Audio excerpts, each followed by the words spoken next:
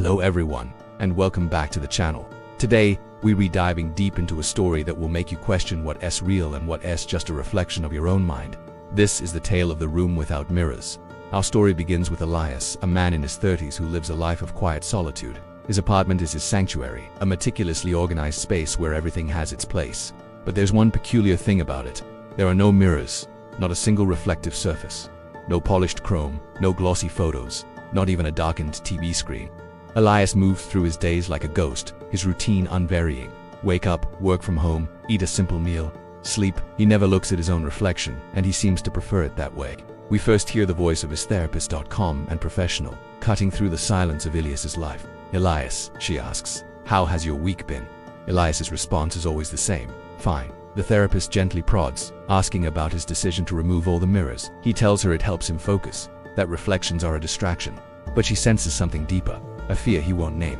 She asks him to try a simple exercise, just look at his reflection, even for a moment. Elias politely refuses. The days bleed into one another. The silence in the apartment grows heavier, almost suffocating. One evening, as Elias prepares his dinner, a faint sound echoes from down the hallway, outside his front door. It sounds like a child's laughter. He dismisses it, probably just the neighbors, but the sound returns the next night, and the night after that. It's always the same, a brief, joyful laugh, followed by the soft patter of small feet running away. During his next session, the therapist asks Elias about his childhood. He becomes tense, his answer's short. "It was fine," he says, "normal." She asks if he remembers a time when he enjoyed looking in the mirror, maybe when he was a little boy. Elias doesn't answer. The silence hangs heavy between them. That night, the laughter from the hallway is louder, more insistent. This time it's followed by a soft knock on his door. Elias freezes. He wasn't expecting anyone. He creeps to the peephole and looks out. The hallway is empty. He opens the door a crack. Nothing, but as he closes it, he hears a child's whisper, clear as day, right beside him. "Let me in." Elias slams the door shut, his heart pounding. He's sure he's imagining things. The stress is getting to him. The next morning he finds a small, muddy handprint on the outside of his door. It's too small to be an adult's. He frantically scrubs it away, his hands shaking. The therapist's voice becomes more concerned. "Elias," she says, "avoidance is a powerful force. The things we refuse to see don't simply disappear. They find other ways to make themselves known." She asks him again about his childhood, about a specific memory he's been avoiding. "What happened in the bathroom, Elias?" The question hits him like a physical blow. Suddenly, the sterile quiet of his apartment is shattered by a memory. He's a young boy, no older than 7, standing in front of a large bathroom mirror. He's laughing, making silly faces at his reflection. His reflection, however, isn't laughing back. The boy in the mirror looks sad, then angry. The young Elias in the memory feels a chill run down his spine. He tries to look away, but he can't. Back in the present, the knocking at his door becomes relentless. It's accompanied by the voice of a young boy, pleading, "Please, Elias, it's so dark in here. Let me out." Elias curls up on the floor, hands over his ears, trying to block out the sound. He knows that voice. It's his own. His therapist's voice cuts through his panic. "Elias, what are you afraid of seeing? What did your reflection do?" The memory continues to flood back. The little boy in the mirror starts to cry.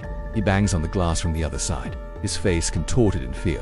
Young Elias, terrified, runs out of the bathroom, slamming the door behind him. He never went back. His parents, concerned by his sudden phobia of mirrors, eventually removed them all from the house. He had locked a part of himself away and forgotten the key. Now, decades later, the knocking on his apartment door turns into a furious pounding. "You left me here," the boy's voice screams. "You left me alone in the dark." The doorframe splinters. The lock groans. Elias knows he can't hide anymore. He has to face what he locked away all those years ago. With a surge of adrenaline, he scrambles to his feet and runs to a closet.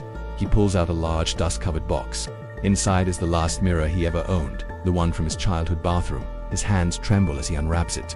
The glass is old and warped. He props the mirror against the living room wall, right as his front door finally bursts open. But there's no one there. The hallway is empty. The pounding has stopped. All is silent. Elias turns to face the mirror. For the first time in over 20 years, he looks at his own reflection. He sees his tired, scared face, but standing beside his reflection, inside the mirror, is a small, crying boy. The boy looks up at him, his eyes filled with years of loneliness and fear. He isn't a monster.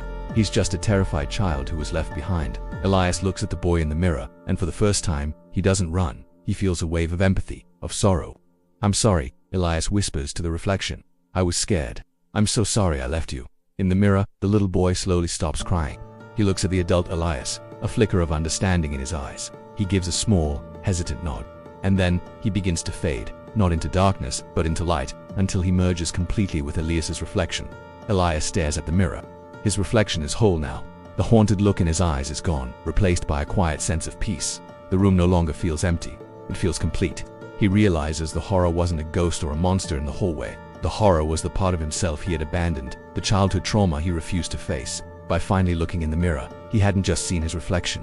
He had rescued himself. The final voiceover from the therapist plays. Recovery isn't about forgetting the past, Elias. It's about integrating it. It's about learning that all the parts of you, even the ones that scare you, deserve to be seen. The screen fades as Elias, for the first time in a long time, manages a small, genuine smile at the man in the mirror. And that's the story of the room without mirrors. It's a powerful reminder that sometimes the scariest monsters are the ones we create in our own minds. If you or anyone you know is struggling with past trauma, please remember that it's okay to seek help. There are resources and people who want to support you. Thanks so much for watching. If you enjoyed this story, be sure to like, subscribe, and hit that notification bell for more content like this. We'll see you in the next one.